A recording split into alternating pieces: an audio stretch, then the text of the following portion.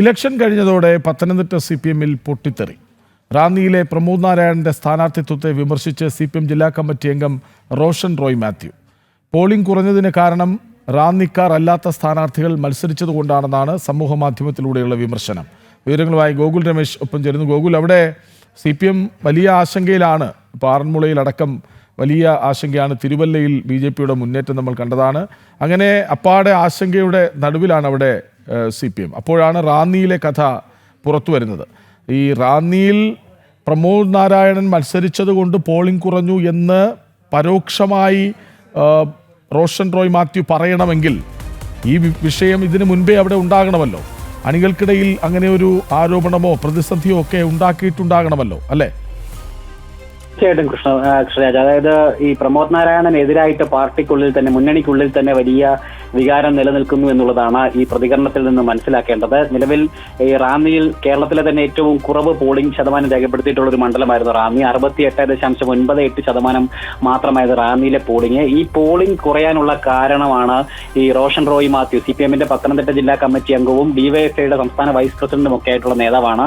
അയാൾ ഒരു ഫേസ്ബുക്ക് പോസ്റ്റിലാണ് ഈ രീതിയിൽ പോളിംഗ് കുറയാനുള്ള കാരണമെന്നുള്ള രീതിയിൽ പ്രമോദ് നാരായണനെ അടക്കം പരോക്ഷമായിട്ട് വിമർശിച്ചുകൊണ്ട് ചില പരാമർശങ്ങൾ ഉൾപ്പെടുത്തിയിരിക്കുന്നത്. പോളിംഗ് കുറയാൻ കാരണം സ്ഥാനാർത്ഥികളോടുള്ള താല്പര്യക്കുറവാണ് ജനങ്ങൾക്ക് എന്ന് പറയുന്നു. അതുകൂടാതെ റാന്നിക്കാരല്ലാത്ത സ്ഥാനാർത്ഥികൾ മത്സരരംഗത്തേക്ക് വന്നതും പോളിംഗ് കുറയാൻ കാരണമായിട്ടുണ്ട് എന്നുള്ളത് തന്നെയാണ്. ഈ രണ്ട് പരാമർശങ്ങൾ കൃത്യമായിട്ട് പ്രമോദ് നാരായണനെ ഉന്നം വെച്ചുകൊണ്ടുള്ളത് തന്നെയാണ് എന്നുള്ള കാര്യം വ്യക്തമാണ്. പ്രത്യേകിച്ച് കേരള കോൺഗ്രസ് എമ്മിന്റെ സ്ഥാനാർത്ഥിയാണ് പ്രമോദ് നാരായണൻ. അതുകൊണ്ട് തന്നെ CPM നേതാക്കൾക്കടക്കം റാന്നിയിൽ ഇയാളോട് കൃത്യമായിട്ട് താല്പര്യമില്ല എന്നുള്ള കാര്യം നേരത്തെ തന്നെ വ്യക്തമായിരുന്നതാണ്. കഴിഞ്ഞ തെരഞ്ഞെടുപ്പിൽ പോലും ആ രീതിയിൽ ചില അഭിപ്രായ ഭിന്നതകളൊക്കെ ഉണ്ടായിട്ടുണ്ടായിരുന്നു. എന്തായാലും ഇപ്പോഴും അതങ്ങനെ തന്നെ നിലനിൽക്കുന്നത്. കൂടാതെ പരാജയ ഭീതിയും കൂടി റാന്നിയിലുണ്ട് എന്നുള്ളത് ഈ പോസ്റ്റിൽ നിന്ന് മനസ്സിലാക്കുവാനായിട്ട് സാധിക്കുന്നുണ്ട്. എന്തായാലും സ്ഥാനാർത്ഥികളോടുള്ള താല്പര്യക്കുറവ് ജനങ്ങൾക്കുണ്ട് എന്നുള്ള കാര്യം തുറന്നു സമ്മതിക്കുകയാണ് CPM-ന്റെ തന്നെ നേതാവ്. ഇത് ഒരുപക്ഷെ വലിയ പരാജയ ഭീതി റാന്നിയിൽ മുന്നിൽ കണ്ടുകൊണ്ട് തന്നെയാണ് ഈ രീതിയിൽ ഒരു പരാമർശം നടത്തിയിരിക്കുന്നത് എന്നുള്ള കാര്യത്തിൽ യാതൊരു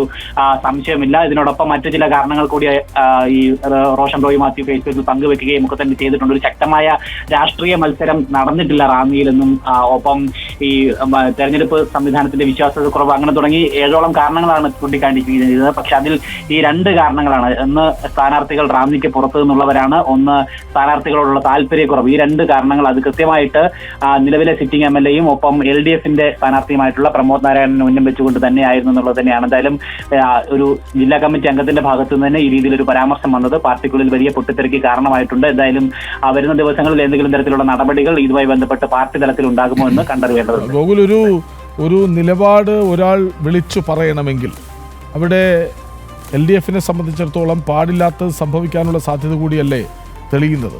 അതായത് റാന്നി അവർ പ്രതീക്ഷ വെച്ച ഒരു മണ്ഡലമാണ്, സിറ്റിംഗ് MLA ആണ്. പക്ഷേ CPM-ൽ പ്രതിസന്ധി ഉണ്ടായിരുന്നുവെന്ന് തോന്നിപ്പിക്കും വിധം തെരഞ്ഞെടുപ്പ് കഴിഞ്ഞ ശേഷമെങ്കിലും ഒരാൾ വന്ന് പറയുന്നുവെങ്കിൽ അതിന് കൃത്യമായ ഒരു കാരണമുണ്ടാവില്ലേ? പോളിംഗ് കുറഞ്ഞത് മാത്രമാകുമോ?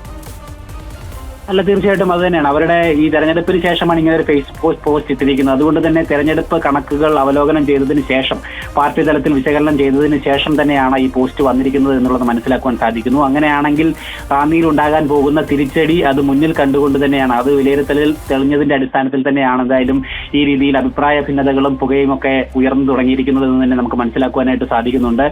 കൃത്യമായിട്ട് ഈ മുന്നണിക്കുള്ളിൽ വലിയ അഭിപ്രായ ഭിന്നത നിലനിൽക്കുന്നു. അതായത് ഘടകകക്ഷികളോടുള്ള ഒരു, അല്ലെങ്കിൽ ഘടകകക്ഷി സ്ഥാനാർത്ഥിയോടുള്ള ഒരു അതൃപ്തി CPM-നുള്ളിലുണ്ട്, നിലനിൽക്കുന്നു എന്നുള്ള കാര്യത്തിൽ യാതൊരു സംശയമില്ല. ഒപ്പം റാന്നിയിൽ പ്രമോദ് നാരായണൻ അടക്കം എതിരെ നിലനിൽക്കുന്ന ഒരു ജനവികാരം കൂടി ഉണ്ട് ഇതുമായി ബന്ധപ്പെട്ടെന്നുള്ളത് തന്നെയാണ്. അത് മാത്രമല്ല, ഈ പ്രാദേശിക ഘടകത്തിനോടൊക്കെ കൃത്യമായിട്ട് ആലോചിക്കാതെയാണോ റാന്നിയിൽ പ്രമോദ് നാരായണനെ വീണ്ടും മത്സരിപ്പിക്കാനായിട്ട് തയ്യാറായത് എന്നുള്ള ചോദ്യങ്ങളൊക്കെ ഈ ഘട്ടത്തിൽ ഉയരുക കൂടിയാണ്. എന്തായാലും കൃത്യമായിട്ട് ഒരു ജില്ലാ നേതാവ് തന്നെയാണ് ഈ വീഴ്ചകളൊക്കെ ചൂണ്ടിക്കാണിച്ചിരിക്കുന്നത്. പരോക്ഷമാണെങ്കിൽ പോലും അത് കൃത്യമായിട്ട് കുറുക്കിക്കൊള്ളുന്ന വിമർശനം തന്നെയാണ്. കൃത്യമായിട്ട് കൊള്ളേണ്ടടുത്ത് തന്നെ പൊള്ളിച്ചുകൊണ്ടുള്ള വിമർശനം തന്നെയാണ്.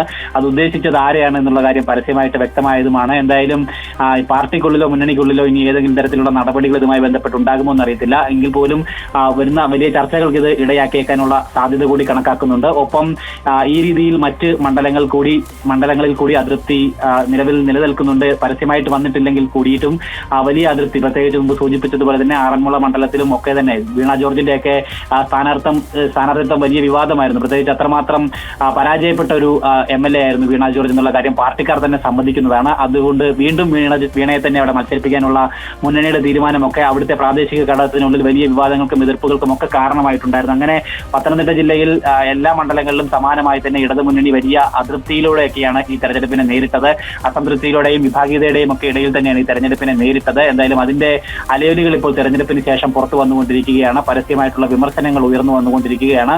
വരുന്ന ദിവസങ്ങളിൽ എന്തായാലും കൂടുതൽ ഇത്തരത്തിലുള്ള വിഭിന്ന അഭിപ്രായങ്ങളും അതോടൊപ്പം തന്നെ വിമർശനങ്ങളും ഒക്കെ പാർട്ടിക്കുള്ളിൽ നിന്ന് തന്നെ ഉയർന്നു വന്നേക്കാം. ഒപ്പം വലിയ പ്രധാനപ്പെട്ട നേതാക്കളടക്കം തന്നെയാണ് ഈ വിമർശനങ്ങൾ ഉന്നയിക്കുന്നത് എന്നുള്ളത് തന്നെയാണ് നമുക്ക് നോക്കിക്കാണാൻ സാധിക്കുന്നത്. എന്തായാലും ശബരിമല ഉൾപ്പെടെയുള്ള വിഷയങ്ങൾ വലിയ പ്രതിരോധത്തിൽ പത്തനംതിട്ട ജില്ലയിൽ CPM-നെ കൊണ്ടുവന്ന് എത്തിച്ചിട്ടുണ്ടായിരുന്നു, LDF-നെ കൊണ്ടുവന്ന് എത്തിച്ചിട്ടുണ്ടായിരുന്നു. എന്തായാലും അതിന് പുറമെയാണ് ഇത്തരത്തിൽ സ്ഥാനാർത്ഥിത്വം ചൊല്ലിയിട്ടുള്ള തർക്കങ്ങളും മുമ്പുണ്ടായിരുന്ന അസംതൃപ്തികളും ഒക്കെ ഇപ്പോൾ അതുമായി ബന്ധപ്പെട്ട വിമർശനങ്ങളായിട്ട് തെരഞ്ഞെടുപ്പിന് ശേഷം ഉയർന്നു വന്നിരിക്കുന്നത്. വരുന്ന ദിവസങ്ങളിൽ ഇത് ആവർത്തിക്കും, അല്ലെങ്കിൽ കൂടുതൽ ഇത്തരത്തിൽ വിമർശനങ്ങൾ പാർട്ടി നേതാക്കളുടെ ഭാഗത്തു നിന്ന് തന്നെ ഉണ്ടാകുമെന്ന് തന്നെയാണ് നമ്മൾ പ്രതീക്ഷിക്കുന്നത്. ശരി, പത്തനംതിട്ട CPM-ൽ പൊട്ടിത്തെറി ഉണ്ടാകുന്നു. വിവരങ്ങൾ നൽകുകയായിരുന്നു ഗോകുൽ.